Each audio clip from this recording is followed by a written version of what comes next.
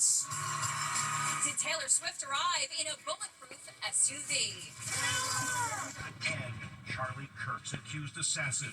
His first court appearance since his arrest. Plus, the scandalous accusations against the Big Ten college coach. We got the best players, best university. Why police were called to the home of his executive assistant. For a victim here, he did put a knife to his throat and ran out. Then, the weeping witness at the trial of the husband accused of killing and dismembering his wife. What she's saying about their last drink together. And singer Charlie Puth's message to Elon Musk. Your rocket launches are waking up my pregnant wife. Plus, stop the insanity. She is very clearly anorexic. What Megyn Kelly just said about Wicked star Ariana Grande. She looks like you could snap her in two with your fingers. She's a leader in the so-called skinny talk movement. What do you think of people who might look at your content and that of skinny talk and think that it promotes disordered eating? And Why are you in the trunk? what's a dude doing in the trunk of the driverless taxi? Why are you in it? Now, Inside Edition with Eva Pilgrim.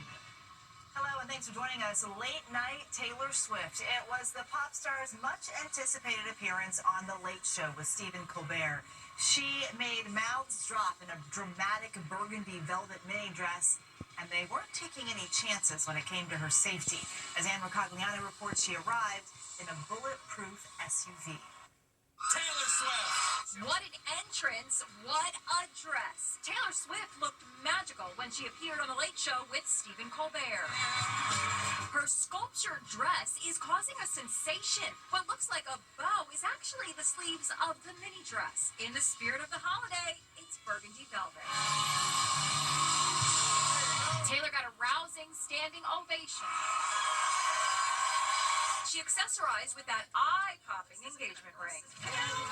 She arrived in a miniskirt and boots and did the switcheroo inside the Ed Sullivan Theater in Midtown Manhattan. A throng of fans waited in the freezing weather. And perhaps a sign of the times, security experts say the vehicle Taylor arrived in isn't just a high-end SUV, it's fully armored and bulletproof. Hey, Taylor. Hey, Stephen. She revealed that during the Eras tour, she had stomach flu several times, but never missed a show. My goal was never let them know you have the stomach flu. You know, and so by the end of the night, There's a quick way to let them know, by the way. There's a self-control. She described her ritual after her concert wraps for the night. I'll go back to the hotel, get out of the costume, into the bath, immediately into the bath. Colbert also showed her a picture of herself at 12. I'm taller and I know more words. But who was paying any attention to what she was saying? It was all about the dress, which cost $1,700. The designer is David Coma. You can get that look for a lot less. We found a dress in the spirit of what Taylor wore. It's burgundy velvet and frames the shoulders with ruffles, and it's only $158 at Macy's. And just maybe you'll feel and look as good as Taylor. It was actually Taylor's first studio appearance on The Colbert Show. In 2021, she appeared virtually because of the pandemic. It's been 3 months since the shocking assassination of Charlie Kirk. Today, the 22-year-old suspect accused of gunning down the father of two made his first appearance in court in person. Charlie Kirk's accused assassin appears very much at ease at his first in-person court appearance. Tyler Robinson, dressed in a shirt and tie, sat between his attorneys, smiling and chatting with them as he awaited the judge.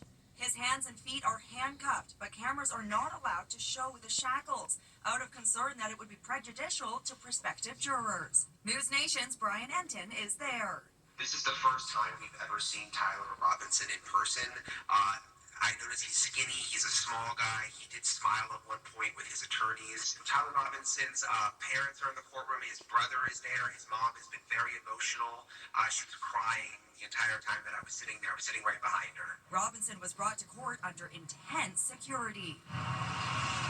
The streets leading to the courthouse in Provo, Utah were shut down. Robinson is inside that armored truck, surrounded by a huge motorcade of law enforcement vehicles. There's literally SWAT team members in the courtroom, which I've never seen before, dressed in full camo, like military style. Robinson is charged with shooting Charlie Kirk at Utah Valley University. Authorities say he escaped by jumping off the roof and running into the woods. He was arrested 48 hours later when he turned himself in as cops and the FBI were closing in. And Charlie Kirk's widow, Erica, is speaking out in a new interview with CBS News editor-in-chief Barry Weiss. She had harsh words for those who celebrated her husband's assassination. There's something very sick in your soul, and I pray that God saves you. Erica Kirk's interview airs Saturday night on CBS and streams on Paramount Plus. Today's court hearing was to determine what access the media will have to the accused assassin's trial.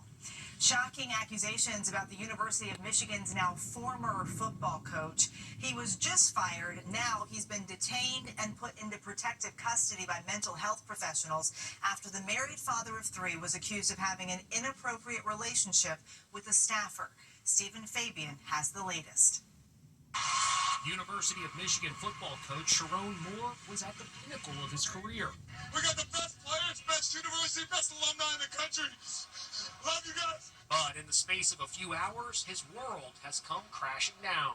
He was fired from his $30 million job. He was accused of cheating on his wife. He was investigated for a suspected assault, and he was being held in mental health protective custody. A shock in the world of college football. It's just been a stunning 24 hours. In a statement, the university declares credible evidence was found that Coach Moore engaged in an inappropriate relationship with a staff member. U of M maintains zero tolerance for such behavior. 39-year-old Moore is married with 3 children. The woman involved was not identified, but as word of his termination was spreading, police were called to the home of his executive assistant, 32-year-old Paige Shiver. Published reports said that a woman called police from Paige's home late yesterday afternoon, claiming that Moore had attacked her and had been stalking her for several months. A little less than an hour later, Moore was found at a church 7 miles away amid fears that he may take his own life. For a victim here, he did put a knife to his throat and ran off. This takes the scandal into completely uncharted territory. We have never seen something like this before. This story has absolutely rocked not only college football, but all of sports. Authorities have not announced any charges for Moore. The coach remains in custody in the county jail and is due in court tomorrow. Brian Walsh's fate will soon be in the hands of a jury. The defense rested today without calling any witnesses. The Massachusetts art dealer accused of murdering his wife, choosing not to take the stand. The final witness, a friend of his wife who couldn't stop crying on the stand. A witness is in tears at the trial of art dealer Brian Walsh, who is accused of murdering and dismembering his wife. Alyssa Kirby says she and her close friend Anna Walsh had a heart-to-heart about stresses in Anna's marriage just 3 days before she was last seen alive. She was just really upset about so much. She really hit a breaking point. The jury was shown this photo of the two BFFs on their last night out together during the holiday season in 2022. Did you recognize that picture? Yes. Can you tell me who's that a picture of? Picture of me and Anna. That was the night she says that 39-year-old Anna confided in her that she hadn't had sex with her husband, Brian Walsh, in a year. Their marriage had been really strained for a long time, and she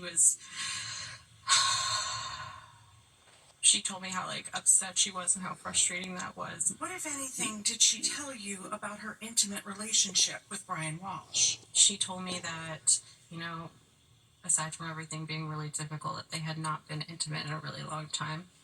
Maybe over a year, I think she had said. Was this another source of tension?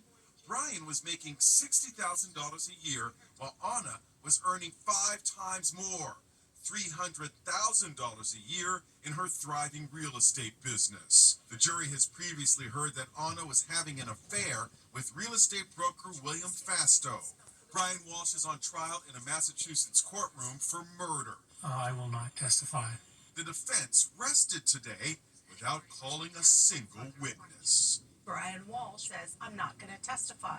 and the defense says we rest. We're not going to present any evidence to the jury. Those two things are a huge surprise in this case. Walsh admits to dismembering his wife, but denies murdering her. Quiet down. Some residents in Santa Barbara, California are less than thrilled about Elon Musk launching SpaceX rockets from a nearby base. It's so loud, houses are shaking. Now, Grammy-nominated singer Charlie Puth, who is prepping to sing at the Super Bowl, is sending a message directly to Musk saying the sonic booms are bothering his pregnant wife. Singing superstar Charlie Puth and his pregnant wife are upset with Elon Musk over his 3 a.m. rocket launches. The pop star, who's gearing up for his big national anthem performance at the Super Bowl, says, "Hi, Elon Musk. These sonic booms have gotten progressively louder. This one at 3 a.m. today violently shook our whole house and really frightened my pregnant wife." The singer lives in Santa Barbara, and just yesterday, he says a rocket was launched at Vandenberg Space Force Base. You can hear the loud roar on this video posted on social media.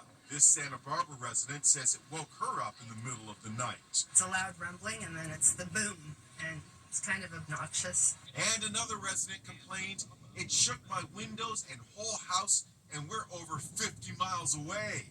But others are taking to social media raving super cool and lifted spirits on a cold Vandenberg morning. The next launch is scheduled for Saturday. And speaking of loud noises, listen to this. Dramatic Ring camera footage shows a massive explosion in a neighborhood outside San Francisco. Authorities say the blast happened after a construction crew damaged a gas line.